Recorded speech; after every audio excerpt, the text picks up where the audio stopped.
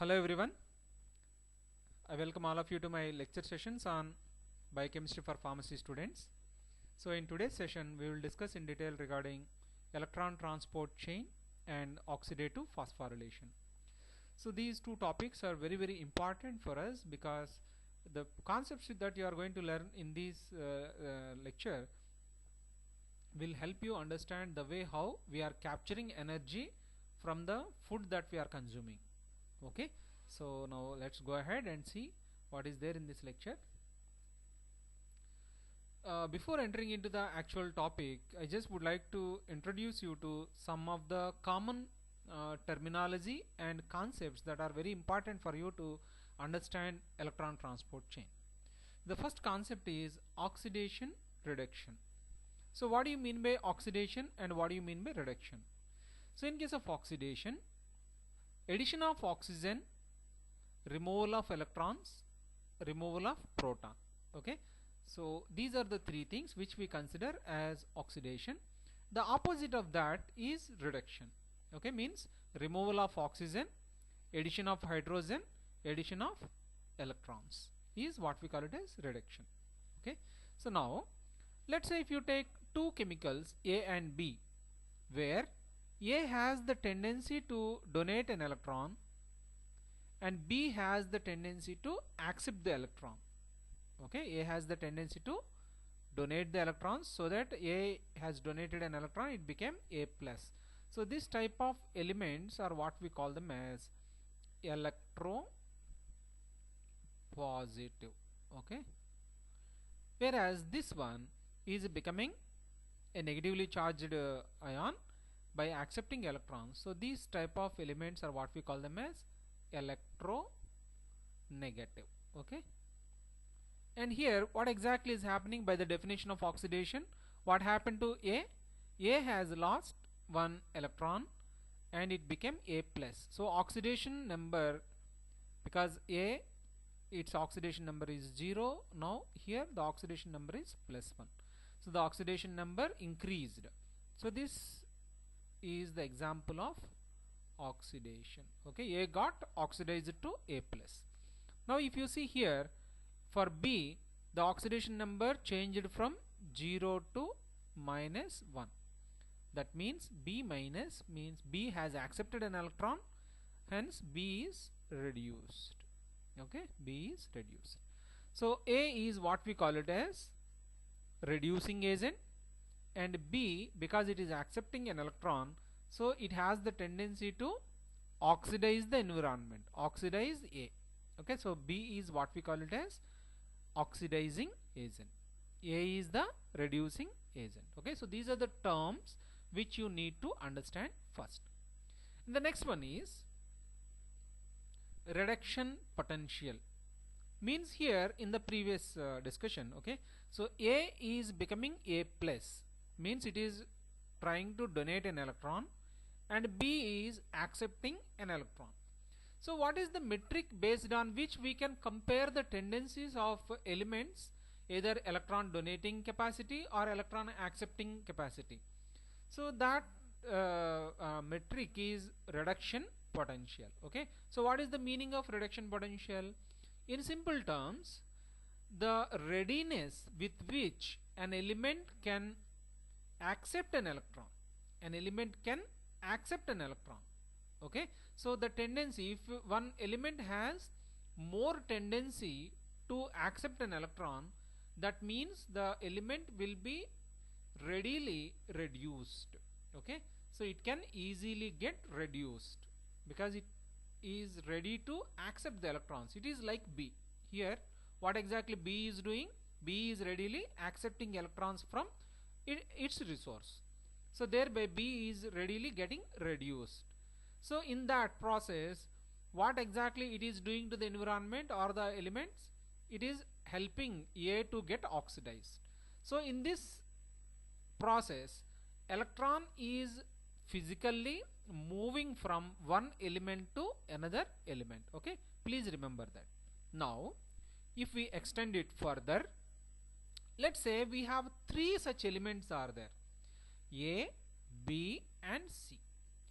A can accept electrons and because A plus ion is accepting an electron and it is becoming A. Its reduction potential is E1. In the same way, for B the reduction potential is E2, for C reduction potential is E3. So here what is it that we are comparing? We are trying to compare readiness with which an element tend to accept electrons. Okay. Now if the reduction potential of A is greater than B and is greater than C, like this, E1 is greater than E2 is greater than E3. What does it mean? E1 can easily happen, means A has a lot of tendency, readiness to donate its electron pair. Okay, so that is what is happening over here. So what does it mean? If you compare all these three, which is the strongest oxidizing agent?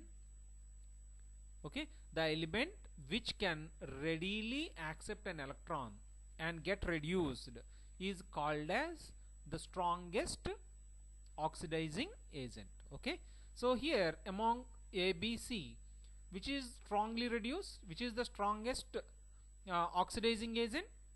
It is A, because A has a lot of readiness, okay, to accept electrons. So if you take it into consideration, if you combine A and B, A can readily accept electrons from B, so thereby B will become ionized, and A, because it is accepting electrons from B, it is becoming unionized. So here what is happening? The electrons are moving from node to node. So this is A, this is B, and this is C. Okay, so when you connect them together, what is happening? A is accepting electrons from B. Okay, and then if you connect this one Bn plus to C, because E2 is greater than E3, so that's the reason why Bn plus can readily accept electrons from C, so thereby C can become Cn plus, and B, because it accepted electrons from the C, so it becomes neutral. So when you connect these three things together, what is going to happen? B accepts electrons from C, and the same can be transferred onto A. So what is happening? If you club these three things together, we are ensuring flow of electrons from one side to another side. Okay, one side to another side. So it is almost like electrical current. Okay, electrical current. I hope this concept is clear to you. How electrons can flow in organic mixtures is what I am trying to tell you over here. So when the elements with differential electron reduction potential, when they are connected together in a regular fashion, okay, in an organized manner, then there is a possibility that electrons, when given to one of the element, can be transferred from element to element in this way, and it ensures electron flow. Okay, let's take our discussion further. We'll continue, we will expand our idea to energy flow or electron transfer. So here I am giving you a very simple example here. This is nothing but an electrochemical cell where you kept two materials A and B here. A has a reduction potential E1 and B has a reduction potential E2. So when these two cells are connected together via a salt bridge, okay, means it is a conducting material only, but it prevents ions to move from place to place. So if this is the case, then what is happening? It allows the two materials to stay in contact with each other so that an electromotive force is developed. Okay, and the energy difference between the two cells is delta E. That means the reduction potential of the electron acceptor and the reduction potential of the electron donor. And the net electron flow, let's say because of the buildup of this much energy, when you connect it via a conducting material like a wire, and what will happen? Electron flow ensures. Electron flow will ensure depending upon the reduction potential. Let's say E1 is greater than E2. What does it mean? A tend to accept electrons, B tend to donate electrons. So electron flow will happen in this direction. Okay, so in that way, let's say if you connect this circuit to a bulb, you can see that the bulb will go. Okay, the bulb will go if you connect the circuit. And what actually is driving the electrons to move through this one? The difference in reduction potential, which is going to build electromotive force, the force to move electrons through a circuit. Okay, this much energy can be generated. So friends, this is the way how the difference in reduction potential of two materials can initiate electrons to flow in a circuit, in a conducting material. So if you imagine the same kind of a situation, in the last case we have A, B and C. These are three chemicals we have with the difference in electron reduction potential, E1, E2 and E3. E1 is greater than E2 is greater than E3. So when these three are connected to each other, means when you keep them, when these are present in the biomolecule, then E has a tendency to donate electrons to B, and B can accept the electrons which will be further transferred onto A. Okay, if this type of a circuit is available, and this ensures electrons to flow from E will accept an electron from some substrate. Okay, and then from here the electrons that are captured will be sent to one compound to another compound, so thereby it is ensuring flow of electrons. Okay, so this is the way how the electromotive force can also present in biological systems. Okay, I hope you got the concept here. Then we will take it further in the next slide.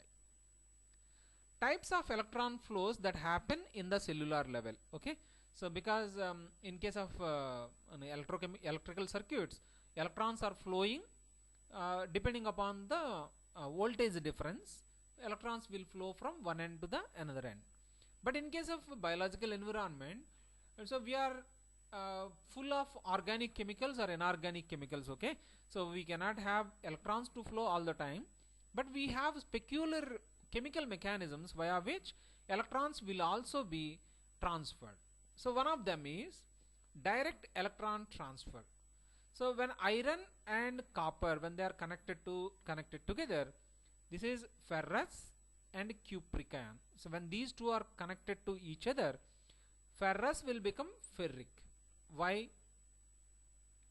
So here iron is donating an electron to copper. Copper has accepted it, and then cupric became cuprous. Okay, Cu plus 2 became Cu plus, whereas Fa plus 2 became Fa plus 3. So here what is happening to iron? Iron is gaining gaining oxidation number, and it is donating an electron. So what is happening over here? Is it getting oxidized or reduced? This is getting oxidized. Okay, oxidized. Whereas copper is getting reduced. Okay, copper has this tendency to readily get itself reduced, so that it is a very good oxidizing agent. So you can I hope you remember this one, Fehling's reaction, where copper sulfate is used for identifying carbohydrates like glucose. Okay, where copper sulfate will become cupric oxide. So like this.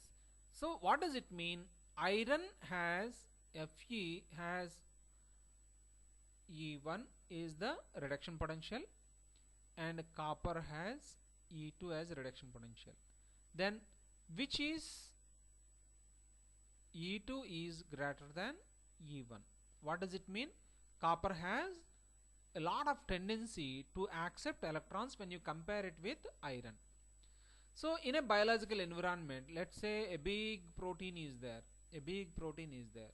So here we have iron complex chelated with cytochrome or something like that, if it is there here, and here copper is there, and here and some other substrate. If you have something like this, iron can transfer electrons in this direction. Okay, so in our biological system you will see that elements are arranged in such a manner that they are arranged in an order parallel to its reduction potential. So that you will see in the next slide. Okay, so here what is happening? Direct electron transfer. So from one element an electron is transferred to another element. The next one is hydrogen atom transfer. So a hydrogen atom means what? H is transferred means H plus plus electron. This is a proton plus electron. When together we can have hydrogen element. Okay, so this type of reactions you can see. So AH2 plus B is equal to A plus BH2. This type of reactions are you can see plenty, oxidation reduction type of reactions. So here what is happening? AH2 is donating a proton, donating a hydrogen, not proton, hydrogen. So hydrogen means how many hydrogens it is donating. Parallel to that you will see donation of electrons also. Hydrogen donor here is synonymous with electron donor. So AH2 is transferring hydrogen so that B is accepting hydrogens. So what is happening to B? B is getting reduced, A is getting oxidized. Okay, so this is the second way how electron transfer can happen in our body. The third one is hydride ion transfer. Hydride ion means what? Hydride ion means H minus. H minus is hydride ion. H minus means H plus plus 2 electrons. So if you add one electron, that is going to neutralize the positive charge. If you add one more electron, H will become minus charged. Okay, so that's the reason why. So this type of reaction you can see, one of the best examples we have is this one, NAD, nicotinamide adenine dinucleotide mediated oxidation reduction reactions, where hydrogen that you can see in NADH can be donated as a hydride ion. So if it is donated as a hydride ion, what is happening? You are also donating 2 electrons with it. Okay, so that's the way how hydride ion transfer can happen. So these are the 3 major pathways via which electrons can transfer from one element to another element, or one substrate to another substrate. Okay, I hope all these concepts are clear to you. So with this background we will move on to actual electron transport chain. Okay, so here this is the what I am telling you. Okay, so here in the hydride transfer type of reactions, as I told you, nicotinamide adenine dinucleotide, this is one of the chemical where hydrogen are accepted or donated through this nicotinamide unit. Okay, so this is actual structure. The second one is flavin adenine dinucleotide, where this flavin unit can accept 2 protons. Ubiquinone is another important molecule in the electron transport chain, where ubiquinone accepts electrons and protons together so that it gets reduced in a sequential manner, so that ubiquinone becomes semiquinone, semiquinone becomes quinol, completely reduced. Okay, so this is a benzoquinone, this is hydroquinone structure. Okay, so this is the way. So these are the 3 important chemicals for electron transport chain, for transfer of electrons from one end to the another end of electron transport chain. So these are the 3 chemicals which play critical role. Okay, the next one is energy cycle. Okay, so with this background we will enter into electron transport chain, the way how our body captures energy through oxidation reduction potentials. So normally what happens in our body? We consume nutrients. Okay, nutrients contain so many chemicals, and upon metabolism waste products are produced. So here our body is trying to capture the free energy from the nutrients, and that energy will be utilized for converting ADP to ATP. Okay, so here what is happening? We are using this free energy and converting ADP to our energy currency, that is ATP, inorganic phosphate that is available in the cytosol or in the mitochondria, that will be integrated into ADP and we are getting ATP. So this ATP, what for we are using ATP? What is happening to ATP then? ATP will be utilized. The energy that we have captured here will be utilized for catabolism as well as body functions. So catabolism is the term I am using to include every physiological action that is happening in our body. So this catabolism helps in conversion of a precursor to product. So this is the way how the energy cycle is happening, because in the catabolic process we are consuming the energy. So that's the reason why we need to give inputs, nutrients including oxygen, so to re-energize our system. So this is the way how the energy cycle is happening in our body. So if we further this discussion, normally what is happening, what we are consuming as nutrients, the reduced fuel molecules like starch, when you give it, upon metabolism we also take in other chemicals that are needed. So upon metabolism, oxidized fuel molecules are going to be generated. Why I am using the word reduced here? Because starch is obtained, biosynthesized by plant cells from carbon dioxide. Carbon dioxide is going to be reduced, okay, reduced and integrated into the structure of glucose. So many such glucose molecules will be converted to starch. Okay, so overall starch can be considered as the reduced fuel molecules. So in the metabolism, largely what we are doing, we are trying to burn this one via oxidation processes. So thereby oxidized fuel molecules are obtained, that is carbon dioxide and water. Why I am using the word fuel here? Because carbon dioxide is taken up by plant cells. It is, carbon dioxide is fuel for plant cells. Okay, so that's the reason why. Now what is happening in our body? Okay, how energy changes are happening in our body? In our body, oxidized cofactors are getting reduced, okay, so that they are becoming reduced cofactors. So this is the actual way via which our body is getting discharged. Okay, our energy is drained in this way. Oxidized cofactors are going to become reduced. So what is our entire objective? Is to get our cofactors back to oxidized state. So here actually the electron transport chain comes into the picture. Through electron transport chain, because this is a reduced cofactor, so we wanted to oxidize it. So what is it that we need to do? We need to add electrons or remove electrons? We need to remove electrons. Okay, we need to remove electrons. So we needed an electron acceptor or an element which can be easily reduced. So here in the electron transport chain, oxygen that we are breathing helps us as the electron sink. Okay, so it accepts the electron because its reduction potential is very high.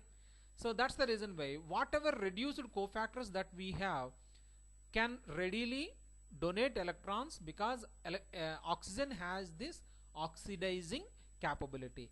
So in this process, oxygen will be consumed and water, it will be converted to water. In this process, cofactors are oxidized, so thereby our biochemical pathways can restart. Okay, but now where actually the energy is formed? Because our ultimate aim is not only to re-oxidize, okay, we also needed something else. Energy is also needed. So here please remember this word. I'll explain this one in the next slide. Electrochemical gradient is generated.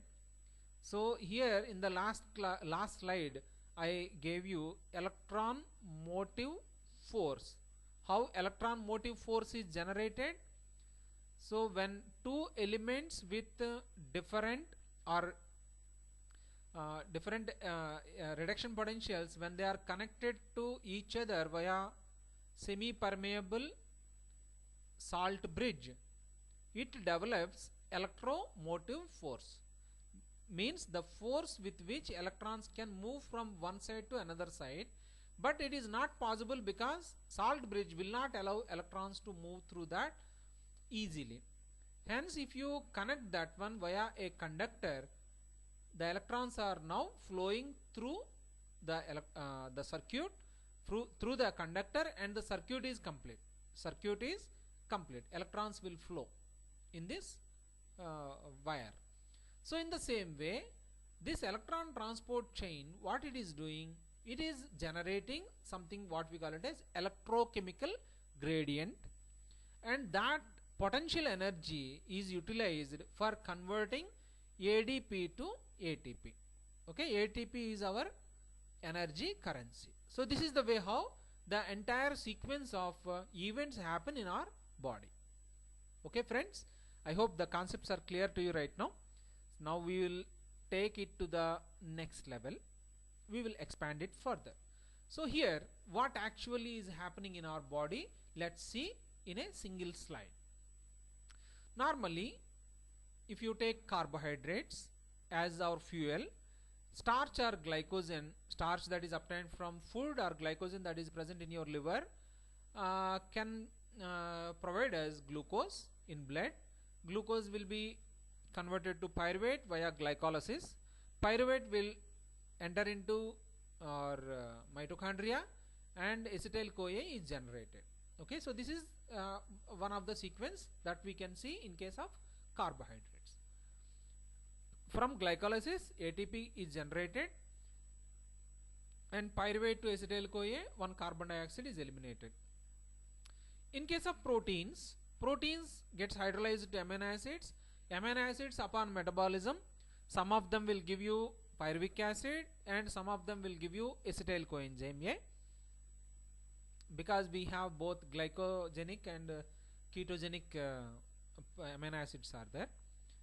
Then in case of fats, triglycerides gets hydrolyzed to fatty acids, and fatty acids will participate in fatty acid metabolism where we get acetyl coenzyme S. Okay, so all these three are providing us ultimately acetyl coenzyme A, that is key for energy production. Now acetyl-CoA will enter into the major energy providing step, that is citric acid cycle. So in the citric acid cycle, we are going to get some of the reduced cofactors like FADH2, NADH and equivalents of ATP. Okay, so these are what we are going to get, and in this process also carbon dioxide is released, because two carbons are converted to two carbon dioxide molecules. Further, NADH is also produced in the carbohydrate metabolism as well as fatty acid metabolism. Okay, so from pyruvate to acetyl-CoA in pyruvate dehydrogenase enzyme, so that produces one FADH2 molecule, and in fatty acid metabolism also NADH is produced. In the glycolysis cycle also we see production of NADH. Now NADH and FADH2 are two fuels that we need to run or initiate electron transport chain. Now NADH and FADH2 are two things are here. NADH and FADH2 are reduced molecules, and NADH and FADH2 are high energy molecules. So when you have a molecule as a high energy molecule, it tend to get stabilized by converting it to the most stable form. Okay, so when you compare the chemistries of NADH and NAD+, NAD+ is more stable than NADH. Okay, so because in NADH nicotinamide unit has aromaticity, so that's the reason why, because in here you will have structure like this, okay, CONH2. so because of aromaticity, NAD plus is actually more stable than NADH, where it becomes dihydropyridine structure. Okay, it is like this, H and H. Here no charge is there, but still aromaticity is gone. That's the reason why NADH is less stable than NAD plus. So because of difference in stability, that internal energy factor itself provides the driving force to convert NADH2 to NAD plus. So that is very important for us. In the same way, FADH2 also is a high energy compound when you compare it with FAD.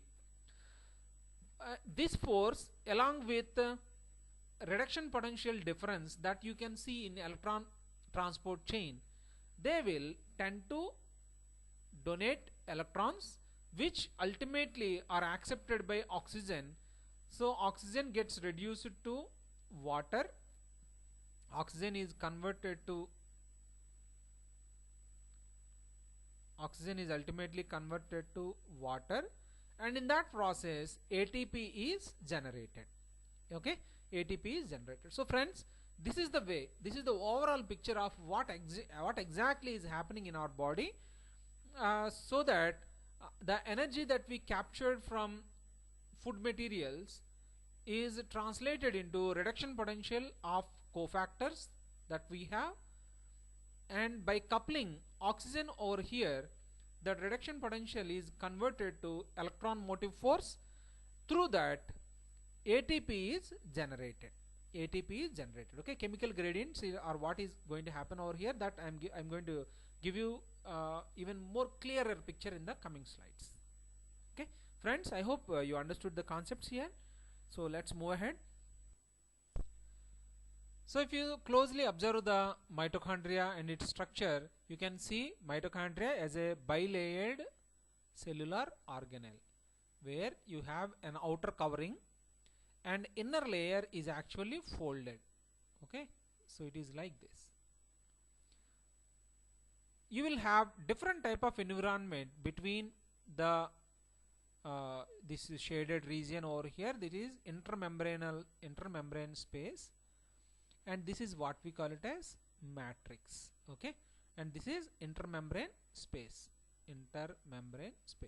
You will have difference in the chemistry between matrix and intermembrane space. So if you see this one, this is matrix and this is intermembrane space. Okay, intermembrane space. Basically, in case of electron transport chain, because so many proteins will be there on the inner membrane, okay, inside of the membrane, so many enzymes will be there, because several biochemical reactions happen inside mitochondria. But for electron transport chain, three types of important proteins will be there. Their general characteristics is what we are going to see in this slide, and actual biochemistry we will see in the next slide.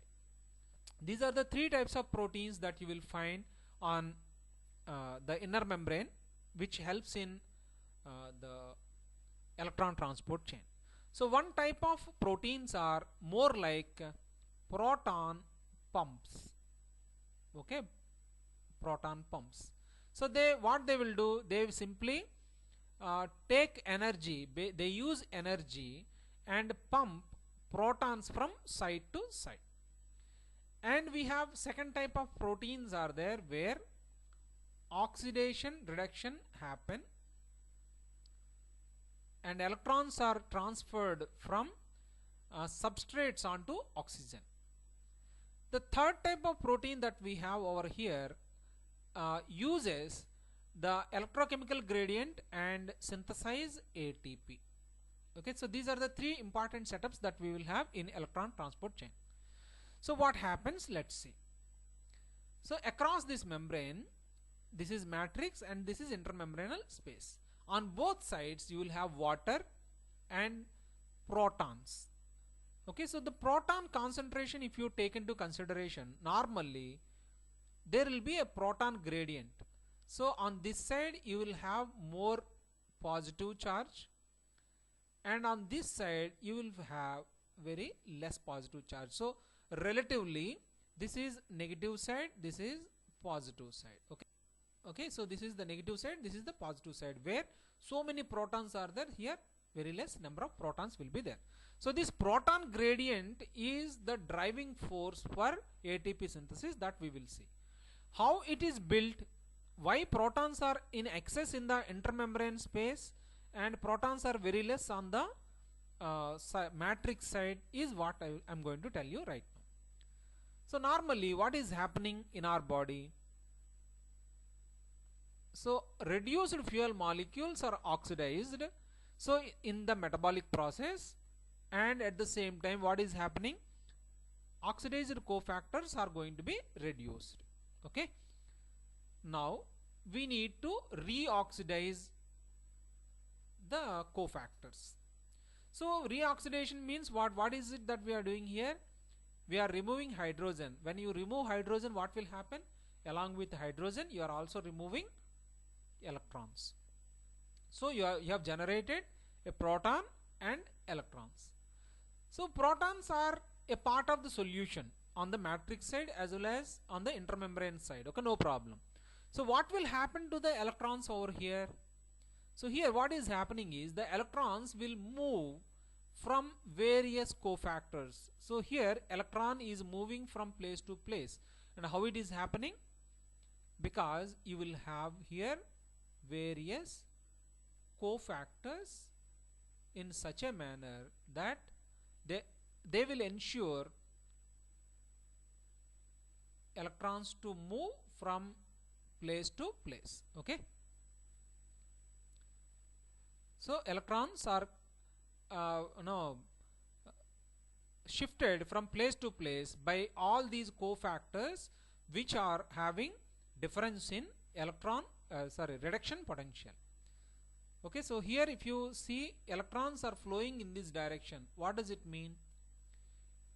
So if you see E1, E2, E3, E4 as reduction potentials, so what type of arrangement need to be there?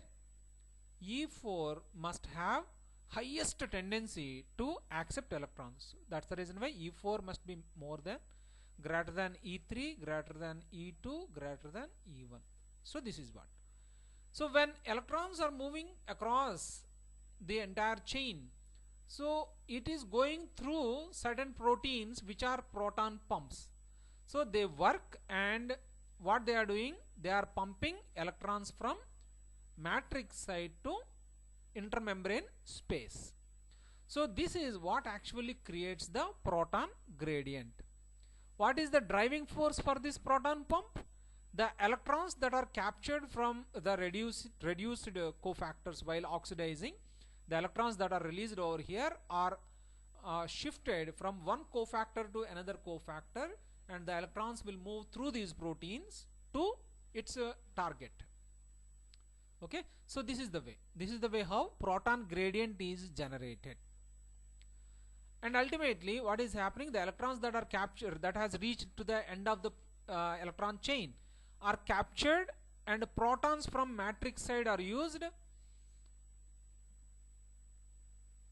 Protons from matrix side are used so that oxygen gets reduced to water. Okay, so this is the actual chain. What is the objective of electron transport chain?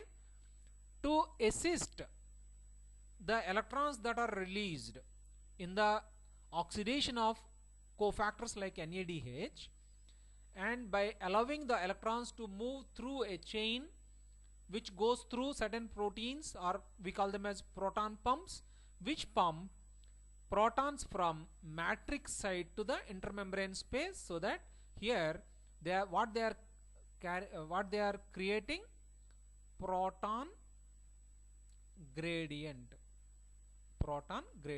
or we call it as proton motive force. Like electron motive force, here we are generating proton motive force, because this is a semi-permeable, this is a membrane across which there is a gradation or there is a gradient is existing, especially in the proton concentration. So if we have a increased concentration of protons across the membrane is creating potential energy situation, that is what we call it as proton motive force. So this potential energy can now be leveraged in synthesizing ATP. Okay, so up to this, what is it that we call it as electron transport chain. Now what we have here is high concentration of protons on the intermembrane space. That is what we are going to make use right now. So we use the last protein, that is what we call it as ATP synthetase protein, that makes use of proton motive force so that it allows protons to leak through it, and it makes use of that force to synthesize ATP from ADP. Okay, ATP from ADP. So this is in simple how electron transport chain is happening, as well as how it is coupled to oxidative phosphorylation. Because here oxidative means we are oxidizing the reduced cofactors like NADH, and we are coupling that one to phosphorylation of ADP to obtain high energy compounds that are ATP. Okay, so in this way we are coupling electron transport chain to phosphorylation, hence we call this entire process as oxidative phosphorylation. Okay, so friends, I hope you understood the concept of electron transport chain and phosphorylation.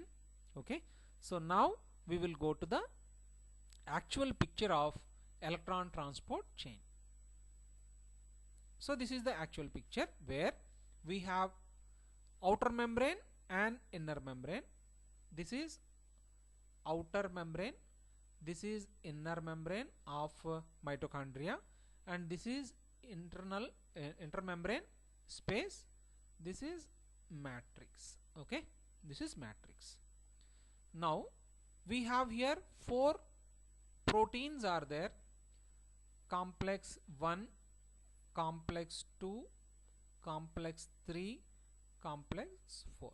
So these are the 4 protein complexes. The reason why we are using the term protein complexes means it is not just a single protein, but it contains several complicated chemical arrangements will be there to facilitate electrons to move from place to place. Okay, and ultimately here we have the complex 5, we call it as ATP synthetase enzyme. So complex 1, 2, 3 and 4 are involved in electron transport chain. So now let's see what exactly are the jobs of complex, all these individual complexes. So in the complex 1, okay, so what happens? So this is the enzyme. So this protein is coupled with an enzymatic action, that is NADH ubiquinone oxidoreductase is the enzyme that is present over here. So which will help in oxidizing NADH, so thereby it captures 2 electrons. These 2 electrons are transferred onto ubiquinone. Just now you have seen the structure of ubiquinone. Okay, I am also going to show you the structure of ubiquinone. So in this process, because complex 1 also has the capability to pump the protons, so it is also a proton pump. So for every 1 mole of NADH that is oxidized to NAD+, 4 moles of protons are going to be pumped into intermembrane space. Okay, so here this is the way how ubiquinone is accepting the 2 electrons and protons that we have. So thereby ubiquinol is generated. Ubiquinol is generated. Ubiquinone is actually a highly lipophilic molecule. If you see the general structure of ubiquinone, it looks like this. Okay, so this is the polar head. Okay, you can say this is the region, and here you will see polyisoprenoid tail will be there. So it is almost like this, a big tail will be there. The number of carbons, it varies between 5 to 10. Usually it is 10. That means let's imagine that this molecule has the capability to solubilize itself in the intermembrane in the phospholipid bilayer. In the phospholipid bilayer, you can see this region is polar region, and this entire setup, entire region is completely non-polar, and this molecule is completely non-polar. So that's the reason why it can get itself dissolved, and because of fluid bed type of structure that is existing in the phospholipid bilayer, this molecule is highly mobile. Okay, so that's the reason why ubiquinone is also called as mobile electron carrier. Okay, mobile electron carrier. So here what is happening? NADH is oxidized to NAD plus, and in that process it is releasing 2 electrons. These 2 electrons are integrated into ubiquinone by reducing it to ubiquinol. Okay, ubiquinol is now a mobile electron carrier, so it can take this reduced form, take these electrons to other substrates. Okay, so this is what is happening in this area. And here, because the reason why, again, the reason why we are using the word complex means in the movement of electrons, here you can see electrons are virtually moving from place to place. So here 2 important chemicals play a role. FMN means flavin mononucleotide. So this is one of the coenzyme, and iron sulfide complexes will be there. This is another cofactor which is involved in transport of electrons from the NADH ubiquinone oxidoreductase enzyme to ubiquinone. Okay, so electrons are flowing from place to place through these cofactors. So we'll go to the next one. This is the second complex. This second complex is nothing but succinate dehydrogenase enzyme complex, where succinate is oxidized to fumarate, or fumarate is reduced to succinate. So here the substrate for, or not substrate, the coenzyme for succinate dehydrogenase enzyme is FADH2. Okay, so the FADH2 is oxidized to FAD. In that process also it releases 2 electrons. Here also iron sulfide complexes help in the transport of electrons from place to place. Here also the electrons are shifted to ubiquinone, so that ubiquinol is generated. Ubiquinone takes 2 protons and makes use of electrons that are obtained over here, and then ubiquinol is generated. Complex 2 is not a proton pump, so that's the reason why in complex 2 you will not see any pumping of electrons from matrix side to intermembrane side. Okay, so the next one is the complex 3. So here also you can see transport of electrons, but here the ubiquinones that are reduced to ubiquinol. Okay, so I told you that ubiquinol is a mobile carrier, mobile electron carrier. So now it is carrying electrons and it is moving in the lipid region over here, and it reaches complex 3. Okay, so in complex 3 ubiquinol gets oxidized to ubiquinone, and the electrons that are obtained over here are utilized in reducing cytochrome C, which contains iron in the ferric state, to ferrous state. Okay, so cytochrome C, which contains an integral iron atom, they are what we call them as single electron transporters. Single electron transporters. So that's the reason why 2 units of cytochrome C gets reduced to 2 units of cytochrome C with the ferrous ion. Okay, so the electrons that were captured in the NADH oxidation or FADH2 oxidation by the coenzyme Q or ubiquinone are now transferred onto cytochrome C. Okay, so here what is happening? The electrons are also, here also the flow of electrons happens via iron sulfide complexes only. And here complex 3 has the capability to pump protons. So in complex 3, 4 protons are pumped from matrix side to intermembrane space. Okay, so now electrons where they are right now? From NADH, electrons were shifted to coenzyme Q. From coenzyme Q, now cytochrome C has captured the electrons. See the way how electrons are flowing from one substrate to another substrate. In complex 4, what is going to happen? So here burning of oxygen is going to happen. So here what is happening? The electrons that were captured by cytochrome C are now released via complex 4, which contains cytochrome A by cytochrome A3, which helps as a conductor, okay, so that through them electrons can flow from place to place. So ultimately these two electrons are going to be captured by oxygen that we are breathing, and the oxygen is going to be reduced to water. The electrons that were flowing through electron transport chain ultimately culminates in production of water from oxygen. So here electron transport chain ends. So in this process also, complex 4 also has the capability to pump protons. So 2 protons are pumped across the inner membrane into the intermembrane space. Okay, so total how many protons are pumped? 4 protons in complex 1, 4 protons in complex 3, 2 protons in the complex 4. Okay, now let's see the summary of electron transport chain. See here, in the first complex, this is complex number 1, what is happening? NADH is getting oxidized to NAD plus with the help of NADH ubiquinone oxidoreductase enzyme. And complex 1 is a proton pump, so it pumps out 4 protons into intermembrane space.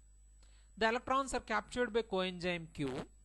These electrons, coenzyme Q, and these electrons will move on to complex number 3. Okay, so in the meantime, FADH2 is also gets oxidized to FAD with the help of succinate dehydrogenase enzyme, and this is what we call it as complex 2, but complex 2 is not a proton pump because succinate dehydrogenase enzyme is attached to the inner side of the cell membrane. Okay, so it is not a transmembrane protein. From FADH2 also the electrons that are captured are transferred onto coenzyme Q. So these electrons will move from coenzyme Q to cytochrome B to cytochrome C1 that is there in the complex number 3, so that ultimately through iron sulfide complex electrons will move to cytochrome C. So complex number 3 is again a proton pump, so thereby 4 protons are pumped into the intermembrane space.